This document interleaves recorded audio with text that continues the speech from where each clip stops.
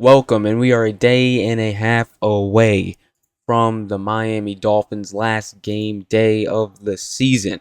And it's not the game itself, Patriots versus Dolphins at Gillette Stadium, 4:25 p.m. The Patriots playing for seeding purposes. That is the talk of the week. It is the Miami Dolphins and their GM search, their possible firing of their head coach, possible head coach search, just a whole complete mess going on in the front office. That's been going on in the front office since the beginning of the season. That is what is the talk of the week. And just a couple days ago, we had the report of Troy Aikman coming in, being hired by the Miami Dolphins as a consultant for their GM hire, and he will sit in the room where it will be Brendan Shore, Tom Garfinkel, Stephen Ross, and I think someone else be in the room for the process of hiring a GM. And it's been reported actually by David Hyde that he has been working, or he has already been hired by the Miami Dolphins for this for some time now. I believe they probably just announced it after the Monday Night Football is ended. This was the last week of Monday Night Football, Rams versus Falcons. So I'm pretty sure they just reported the news and announced it after that. So there's no conflicting of him working with a team while also being a commentator. Tom Brady. But yeah, whatever. Troy Aikman. But it's being reported he's just a consultant. He's not trying to leverage for the job himself. He's not going to make any other decisions. He's not even going to be the final decision maker in the GM search. He's basically a key card to unlock doors to other teams within other teams, get their full insight, he will most likely get their honest insight into the GMs that we want to hire and how they evaluate talent and what their real role is within their current organization, which also is the report. The Dolphins are looking for a talent evaluator, someone that is good with the scouting process, because Chris Greer, not good at that. And we want to be able to develop talent, draft raw talent, and let them develop with the Miami Dolphins, which is important to being a successful organization, a successful football team, and putting out a winning product. So at least they get that part. We want the new GM to be great at evaluating talent, and that's what Troy Aikman's for. He's the evaluator. He is the scout. He is the information gatherer for the Miami Dolphins front office, Tom Garfinkel, Shore, and Ross, in their hiring GM process. Because, of course, who else is there going to be? These idiots running the asylum at least recognize that they need some help hiring a GM, because Stephen Ross can't get a hire right for his life, can't do anything right for his life, even when he tries. And then Garfinkel, his dumb buddy beside him, he can't do anything. He's I don't know what he's good for either. The three of them, they haven't done anything good for the Miami Dolphins, and at least they've recognized we need some help. We need some guy that has insight into this league, that sits down with these front office people because of the Monday Night Football thing, and he knows these guys, and he will get the honest information, the honest evaluation of these possible GM candidates, and he'll lay out probably some GM candidates for the Miami Dolphins. So that's a good thing. I'm not mad about the Troy Aikman thing. I'm just wondering where Dan the Man is at, where Dan the Man Marino is, because he's a part owner. He's really involved. He's in the suite. He's in the box. Why isn't he being reported as more a part of the search? I think he is. I saw something that he is, but I don't know why he's not. His name's not active that he is a part of it, which is weird. But hey, Troy Aikman, he's helping. Whatever. We need something. We can't just let Ross do this by himself, or Garfinkel, his butt buddy, do it with him. No. Now, the thing also, it's the last game. Patriots, Dolphins. You know what that means? Mike McDaniel. His job's still in the air. Ross has not made a decision. It's been reported multiple times. Ross has not made a decision on whether Mike McDaniel is staying, whether he's leaving. It's not in his mind. It's not there. He could be fired on Black Monday, or we can get another one of those posts at the end of the season, like last season, where he's sticking with Mike McDaniel. And look, I'm not here to give my opinion on it. I'm just here to give the reports and see what the reports make it seem like. And I watched this video of Albert Breer here. I actually put it up right here. Here, take a listen. Miami has won. They've already got the GM opening. I think they want to hang on to Mike McDaniel. We'll see how ownership feels after the weekend.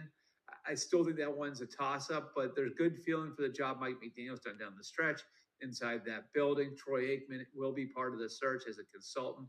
He's already started making calls around the league to do research. So a toss-up is interesting, in my opinion. You know, as this guy said on Twitter, what's his name, the Liz Finn's pod. He said Mike McDaniel faced 50-50. That's what a toss up means, in my opinion. 50-50 chance. He will be back or will he not be back? And that's interesting because you remember the report a couple weeks ago where it was that he looks like he's going to be back. And he's also, they're saying Ross likes him. Ross doesn't want to fire him. He already had to make a painful fire on a guy he liked in Chris Greer. So is he going to be able to do that again? Does he think Mike McDaniel has something with the two playoff runs we went on, runs to the playoffs we went on? We didn't go on a run in the playoffs, of course. And he's just been dealt with the Tua situation that's been awful with the Tua falling off help.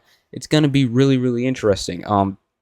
But the thing I took away, not only about the toss-up being 50-50, which, the toss-up 50-50 is different from saying he is coming, he's most likely going to be staying. So it seems like this game against the Patriots is very important. Is he going to be able to keep it close with a team possibly playing for something?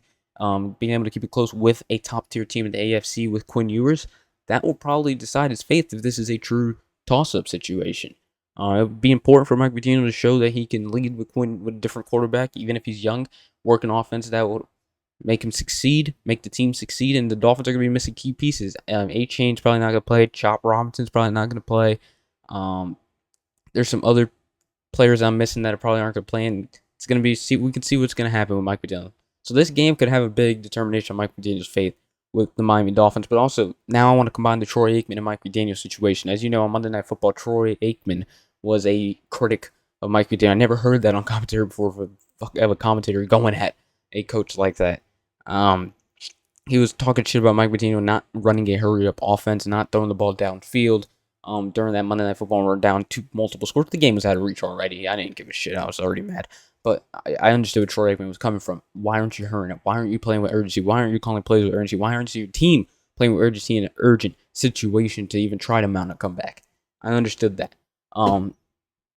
Now, Troy Aikman was hired by the Dolphins for this scenario, according to David Hyde, while he was talking shit about Mike McDaniel.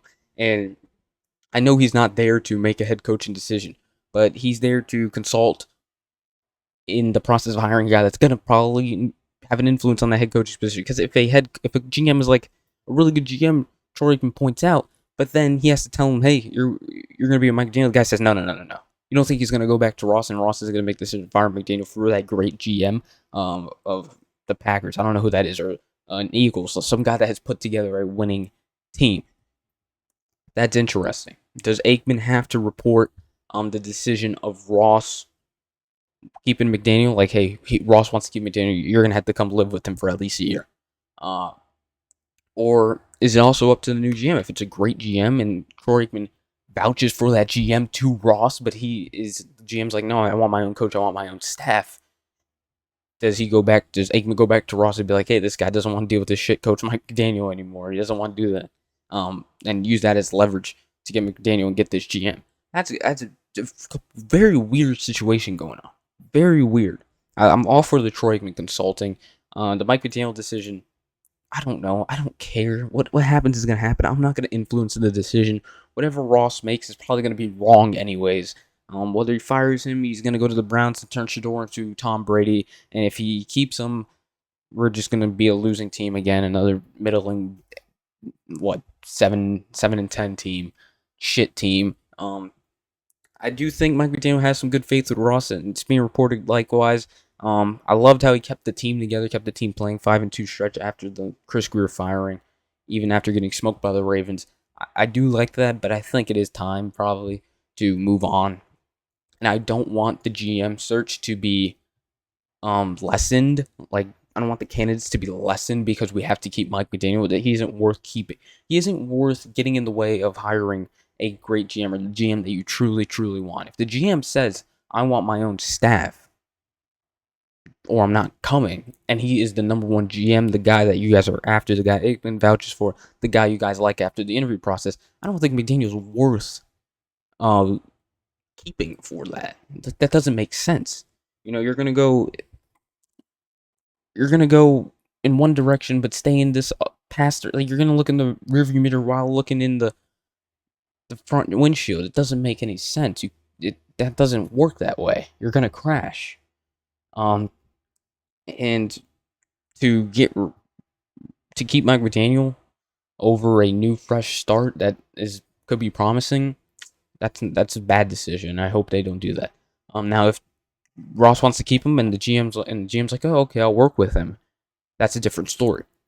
But also, there's another situation where I saw Albert Breer's post saying if Ross really truly wants to keep McDaniel, like the 49ers, I don't know what's his name. I have to go to this bright ass post right here. Some candidates like the 49ers, someone in the 49ers front office, like 49ers executive Josh Williams, could have the edge in that Miami Dolphins GM search because he can deal with Mike McDaniel. He'll probably be cool with a Shanahan tree head coach, and that I don't want that to happen. That's the problem. I don't want this GM search to be the pool of good GMs or the pool of possible good GMs to be lessened because we want to keep Mike McDaniel. No, if they can make the decision themselves, that's what I want. They can make the decision themselves. They want to keep McDaniel or not. I don't want to pass up on a good GM because we want to keep this guy that has had 2 straight losing seasons and hasn't looked like he can make any changes whatsoever. Other than that, got nothing for you. Hopefully the Dolphins lose on Sunday. Not because I want McDaniel fired totally. It's because I want a better draft pick. That's why. I've been wanting them to lose the last 2 weeks. I just love seeing Quinn Ewers, his bright spots. That's it. That's all I want to see after this game. I want to see how it's going to be interesting how he is without Devon Achane, of course, the number 1 weapon on the offense, the guy the defense worries about the most. As a defender, I think Jalen Wright's cool, though. I feel like Jalen Wright, when Devon Achane's out, he's able to hold his own. But it'll be interesting. And yeah, and also cold weather, Quinn Ewers, playoff team, new quarterback. Let's see how he performs. I'll see, hoping the best for the kid, but I also hope the worst, that the Dolphins lose. Maybe lose about 3 points. Other than that, interesting stuff going on with the Dolphins front office organization. Hopefully, we get it all figured out. But we will not. Simple as that. Let's go, Fins.